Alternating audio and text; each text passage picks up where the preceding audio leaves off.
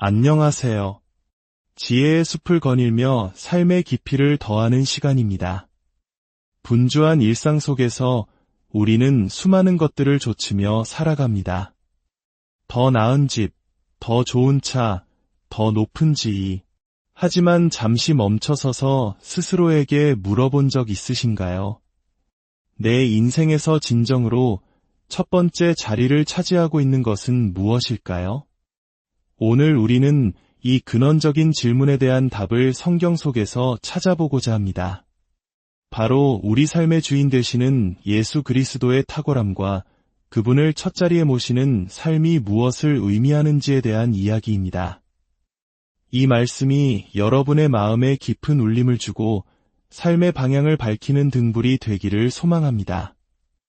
만약 오늘 이야기가 여러분의 영혼에 작은 파문을 일으킨다면 이 영상을 공유하고 채널을 구독해 주십시오. 여러분의 작은 행동이 어두운 세상에 빛을 전하는 귀한 도구가 될 수 있습니다. 주님의 크신 은혜가 여러분과 함께 하시기를 기도합니다. 오늘 우리가 함께 묵상할 말씀은 골로새서 1장 15절부터 20절입니다.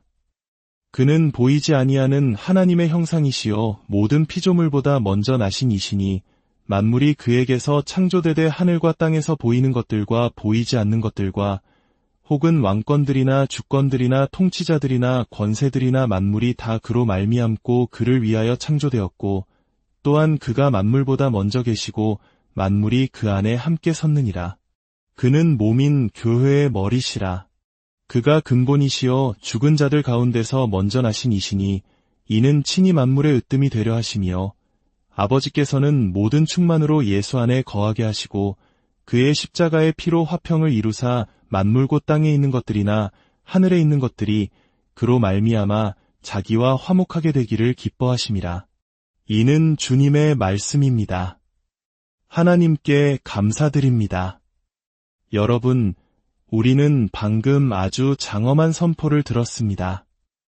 이 구절들은 예수 그리스도가 어떤 분이신지를 압축적으로 보여주는 위대한 찬송시와 같습니다. 그분은 단순히 위대한 스승이나 선지자가 아닙니다. 보이지 않는 하나님의 완전한 형상이시며 온 우주가 그분을 통해 그리고 그분을 위해 창조되었다고 성경은 선언합니다. 하늘의 별과 땅의 모든 생명, 눈에 보이는 권력과 보이지 않는 영적 세계까지도 모두 그분의 것입니다. 그분은 모든 것의 시작이시며 모든 것을 붙들고 계시는 중심축입니다. 오늘 설교의 핵심은 바로 이 으뜸, 탁월함이라는 단어에 있습니다. 예수 그리스도는 우리 삶의 여러 선택지 중 하나가 되기를 원치 않으십니다. 그분은 우리 삶의 목록에서 첫 번째 우선순위가 되는 것에 만족하지 않으십니다. 그분은 우선순위를 적는 종이 그 자체가 되기를 원하십니다. 우리의 모든 삶이 그분이라는 바탕 위에 쓰여지기를 원하시는 것입니다. 그렇다면 위대한 진리가 우리의 일상, 특히 돈이라는 아주 현실적인 문제와 어떻게 연결될까요? 예수님은 돈이 단순히 물건을 사는 교환수단이 아니라 우리의 마음이 어디를 향하고 있는지를 보여주는 영적인 문제라고 말씀하십니다. 돈은 우리 마음의 상태를 가장 정밀하게 보여주는 영혼의 MRI와 같습니다. 여러분의 행동, 배경, 말보다도 여러분이 시간과 돈을 어디에 쓰는지를 보면 여러분이 진정으로 무엇을 가장 사랑하는지 알 수 있다는 것입니다. 새 스마트폰을 샀을 때, 새 옷을 입었을 때 잠시나마 스스로가 더 나은 사람이 된 것 같은 기분을 느껴본 적 없으신가요? 스트레스를 받거나 외로울 때 자신도 모르게 온라인 쇼핑몰을 헤매며 무언가를 구매하려는 충동을 느껴본 적은요? 이것이 바로 돈이 가진 영적인 힘입니다. 우리는 돈이 우리를 보호해주고 우리에게 안정감을 주고 미래를 통제할 수 있게 해줄 것이라고 믿습니다. 그렇게 돈은 우리 삶에서 가장 강력한 우상이 되곤 합니다. 하지만 성경은 우리에게 완전히 다른 관점을 제시합니다. 첫째, 하나님은 모든 것의 첫 번째이십니다. 창세기 1장 1절은 태초에 하나님이 천지를 창조하시니라 라고 선포합니다. 세상이 존재하기 전부터 하나님은 계셨고 그분의 말씀으로 모든 것이 생겨났습니다. 이것이 의미하는 바는 실로 엄청납니다. 피조물인 우리가 창조주이신 하나님을 정의할 수 없다는 뜻입니다. 저는 이런 하나님을 믿고 싶어요 라고 말하는 것은 아무 의미가 없습니다. 우리의 의견이나 생각이 하나님의 하나님 되심에 조금도 영향을 주지 못합니다. 오히려 우리는 그분의 말씀 앞에 우리 자신을 비추어 보고 그분께 우리를 맞추어 가야 합니다. 둘째, 하나님은 우리를 향해 먼저 움직이셨습니다. 로마서 5장 8절은 우리가 아직 죄인 되었을 때에 그리스도께서 우리를 위하여 죽으심으로 하나님께서 우리에 대한 자기의 사랑을 확증하셨느니라 라고 말합니다. 우리가 하나님을 찾아 나선 것이 아닙니다. 우리가 스스로를 깨끗하게 만들었기 때문에 구원받은 것이 아닙니다. 우리가 아직 죄의 진흙탕 속에서 허우적거리고 있을 때 하나님께서 먼저 우리에게 다가오셨습니다. 그 아들 예수 그리스도를 이 땅에 보내심으로 우리를 향한 사랑을 먼저 보여주셨습니다. 요한일서 4장 19절의 말씀처럼 우리가 사랑함은 그가 먼저 우리를 사랑하셨음이라입니다. 만약 여러분 마음에 예수님을 향한 작은 사랑이라도 있다면 그것은 여러분 스스로 만들어낸 것이 아니라 하나님께서 주신 은혜의 선물입니다. 셋째, 하나님은 우리의 첫 번째와 최고의 것을 원하십니다. 하나님은 모든 것의 주인이시며 우리를 죄와 사망의 노예 상태에서 구원해 내신 분입니다. 출애굽기 20장에서 하나님은 너는 나 외에는 다른 신들을 내게 두지 말라고 명령하십니다. 오늘날 우리에게 이 다른 신들은 무엇일까요? 바로 돈과 그것이 가져다주는 안락함, 그리고 성공이라는 우상일 것입니다. 잠언 3장 9절과 10절은 이렇게 말합니다. 내 재물과 내 소산물의 처음 익은 열매로 여호와를 공경하라. 그리하면 내 창고가 가득히 차고 내 포도즙 틀에 새 포도즙이 넘치리라. 여기서 오해가 생길 수 있습니다. 어떤 이들은 이 구절을 가지고 번영신학이나 기복신앙을 가르칩니다. 하나님께 무언가를 드리면 하나님께서 마치 빚진 사람처럼 우리에게 물질적인 부와 건강으로 갚아주실 것이라고 말합니다. 이것은 하나님을 내 욕망을 채우기 위한 도구로 전락시키는 매우 위험하고 사악한 가르침입니다. 하나님은 우리가 조종할 수 있는 분이 아닙니다. 하지만 이 말씀이 담고 있는 진정한 의미는 이것입니다. 예수 그리스도, 그분 자신이 바로 우리가 평생토록 찾아 헤매던 더 큰 만족이며 참된 부요함이라는 것입니다.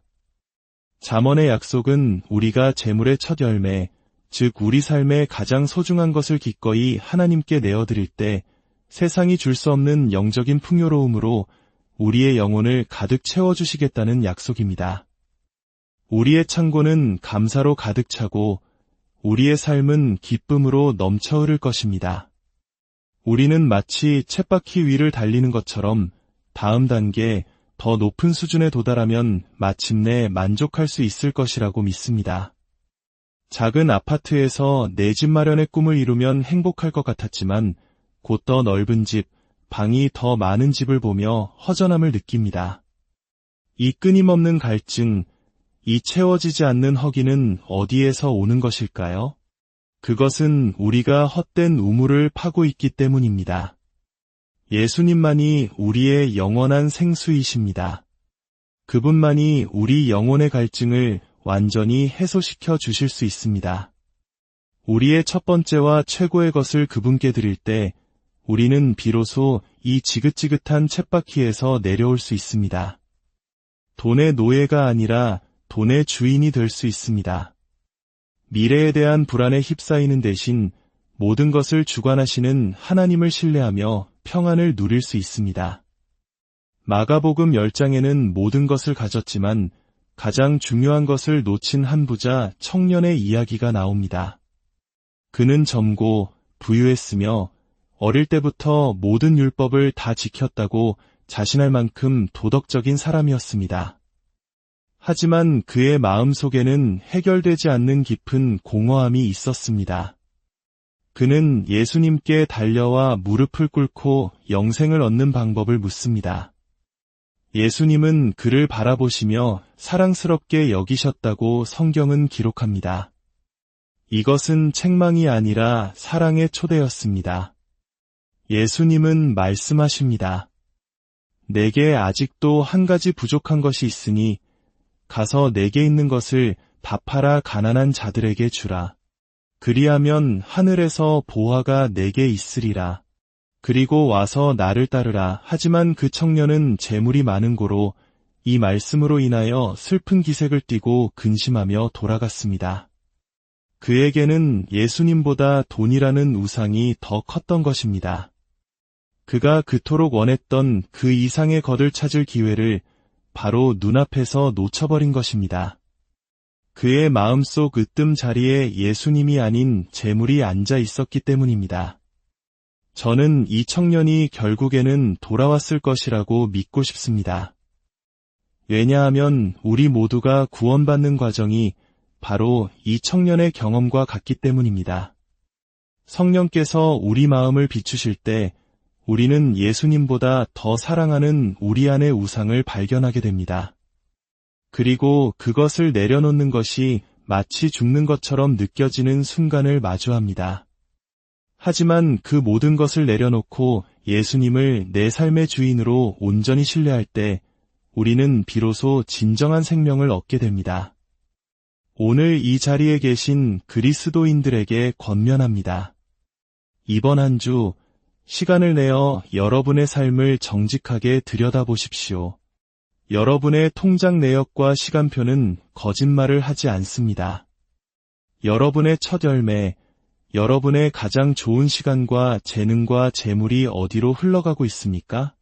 이것은 죄책감을 느끼라는 말이 아닙니다. 다시 한번 우리 삶의 중심을 예수님께로 맞추고 그분을 으뜸으로 모시는 기쁨을 회복하자는 사랑의 초대입니다. 혹시 아직 예수님을 온전히 삶의 주인으로 영접하지 않은 분이 계십니까? 그동안 예수님을 삶의 일부로만 혹은 여러 선택지 중 하나로만 여겨오셨을지도 모릅니다.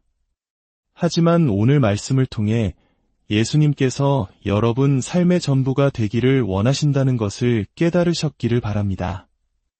여러분의 걱정, 두려움, 상처, 그리고 재물과 시간과 관계까지 모든 것을 그분 발 앞에 내려놓으십시오. 그리고 이렇게 고백하십시오. 주님, 이제 주님이 제 삶의 주인이십니다. 주님이 이끄시는 대로 따라가겠습니다. 이것이 바로 구원이며 죄로부터 돌이켜 새 생명 가운데 살아가는 것입니다. 이제 잠시 함께 기도하는 시간을 갖겠습니다. 하나님 아버지, 오늘 말씀을 통해 우리 삶의 주인이 누구인지 다시금 돌아보게 하시니 감사합니다. 우리는 너무나 자주 세상의 것들을 좇느라 만물의 으뜸이 되시는 주님을 잊고 살았음을 고백합니다. 우리 마음에 자리 잡은 돈과 성공과 쾌락이라는 우상을 용서하여 주옵소서.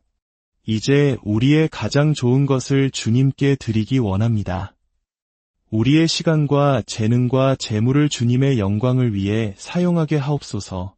그리하여 세상이 줄 수 없는 참된 만족과 평안, 영적인 풍요로움을 경험하게 하옵소서. 아직 주님을 온전히 만나지 못한 영혼이 있다면 오늘 이 시간 마음의 문을 활짝 열고 예수 그리스도를 구주와 주인으로 영접하는 놀라운 은혜를 베풀어 주옵소서. 모든 것을 감사드리며 우리를 구원하신 예수 그리스도의 이름으로 기도드립니다. 아멘. 주님의 평안이 여러분 모두와 함께